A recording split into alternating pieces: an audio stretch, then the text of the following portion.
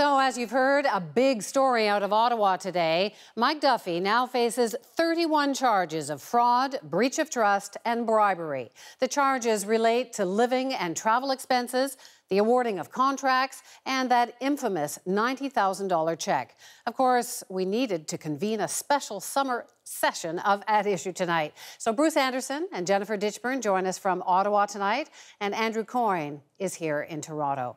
So we'll leap in just a second, but I thought everyone might appreciate a little flashback to a promise, you might want to call it a threat, that Mike Duffy made in the days just before he was suspended from the Senate. Remember this? Are the police looking at possible criminal charges? Are they wondering about bribery, threats, and extortion of a sitting legislator? This is serious stuff, and the people who are involved, and there's more than those I've mentioned here today, deserve to have their rights protected. It's the Canadian way. It will all come out in due course when all of the players are under oath and the email chain can be seen in its entirety. Well, what we saw today, Andrew, was 31 charges laid against Mike Duffy. What was your reaction to what came out? I guess my first reaction is the police are doing their job. You know, when they didn't charge Nigel Wright, the Prime Minister's former Chief of Staff, back in April, you had a lot of people spinning off in all directions, saying on the one hand, people on the left saying, well, it shows there's a big police cover-up going on, nobody's getting charged. On the other hand, you had some people on the right saying, well, there's no story here. Everyone's just made this is all just a media smear job. Well, it's clear there's something at stake here. There's some kind of issue here. The police have been doing their homework on it. We're now going to get into a criminal trial where people will be called to testify under oath. And I guess the larger significance of this day is we may finally start to get some answers about the larger questions raised by this affair that have been denied us until now. Jennifer? Well, I think it's the past answers that we've received that are also interesting and are back in the public sphere. So on the one hand, you have the 31 charges against Mike Duffy. There's the criminal charges. But on the other hand, you have a bunch of stuff that just plain old stinks and is still out there. For example, the attempt to interfere in an independent audit. The attempt to whitewash, or the whitewashing of a Senate report, telling Mike Duffy not to cooperate with an independent audit that the Senate was doing, not telling anybody that the party had paid $13,000 in legal fees for Mike Duffy, even when people were asking all these questions. Here's a whole roster of things that are going to come out into the public sphere again, and you can count on Mr. Duffy and the opposition to keep it there going forward. Bruce, what was your sense hearing the news today? Well, Wendy, I think there were 31 charges laid, but there are probably only a very small number of issues that will become central to this discussion in the months going ahead. First, I think, and foremost, is the question of there was this $90,000. The police are characterizing it as a bribe, apparently, when received, but not necessarily when given. The key question for everybody, I think, on that point is what was Nigel Wright's role and what was the Prime Minister's role? And so we're going to have the first opportunity that we've ever had to date to hear Mr. Wright, at least, give testimony or have his testimony cross-examined. I think that's very important. I think the second thing is really this notion that the next several months, probably better part of a year, maybe even longer than that, is going to be a bit of a misery for the Conservatives. It's going to be an ongoing story about their integrity and ethics. And they tried a little bit to move from defendant to sheriff today, but I think we know that what happens when this story is prominent is that it saps the will of their supporters. It makes them feel uneasy with the party, and right now, I don't think the Conservatives can afford too much of that. We'll move on back to that in just a moment. But Jennifer, is there what's your explanation, if there is one, for how it's bribery to receive that $90,000, but it's not bribery to offer it? That was the million-dollar question today, or the $90,000 question, I guess. We don't really have an answer to that, but I think there's some interesting clues that the police have given us in their previous court filings. In one of their descriptions of an interview with Mr. Wright, they talk about how in the past he paid for all of his business expenses while he was working for the government out of his own pocket. They talk about how he felt he was acting from a moral or ethical standpoint, that he had done legal work totaling $60,000 for which he was never paid. So, it caused me to wonder a little bit about whether it established a pattern, perhaps, where Mr. Wright, this was the kind of guy he was, that he wasn't acting corruptly. And this is total speculation. The second point I'll make just very quickly is also, if you look at those police documents, they also seem to suggest that they think that Mike Duffy was the person that initiated the whole monstrous fraud, as he called it, that he was the one that set out all the parameters for the scheme that eventually got them all in trouble. Well, that kind of is the crux, right, Andrew? I mean, we had the quote of Mike Duffy saying there were three of us. It was the three of us in the room. It was Nigel Wright and the Prime Minister and me, and he is saying, yes, there perhaps was a fraud, but it wasn't my idea.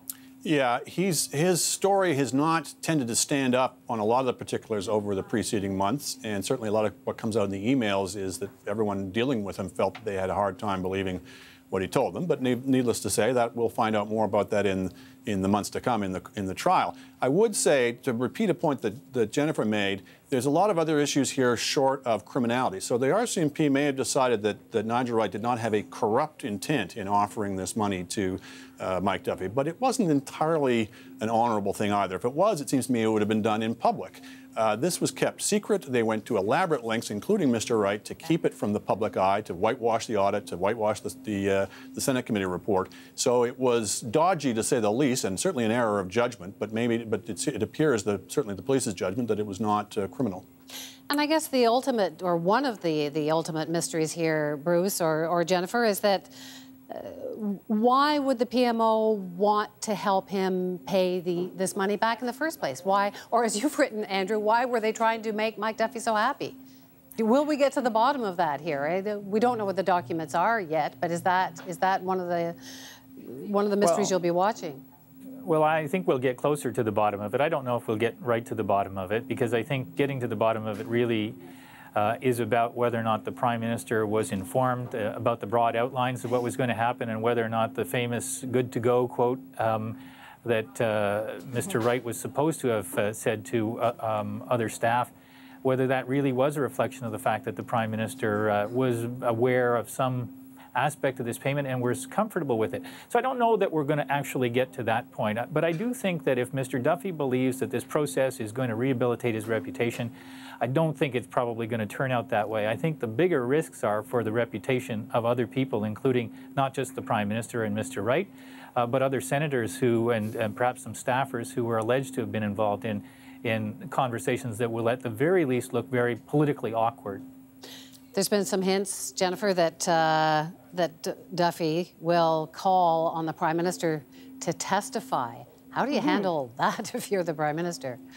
Well, we have some precedents for this. The Prime Minister has been asked to testify in other cases, and the courts don't like that. They don't want Prime Ministers to come, especially when Parliament's sitting. And there's a rule, I think, that you have to wait, it's something like 60 or 90 days after Parliament stops sitting and 60 to 90 days before it sits again. So the windows for a Prime Minister to actually testify at a court case are very, very small. That being said, if the Prime Minister's office and their legal counsel mount this big defense on how he shouldn't testify, it's sort of damned if you do, damned if you don't. That's not going to look great either, right? Andrew? And it's harder, I think, to stay out of a criminal trial than a civil proceedings, but we'll see.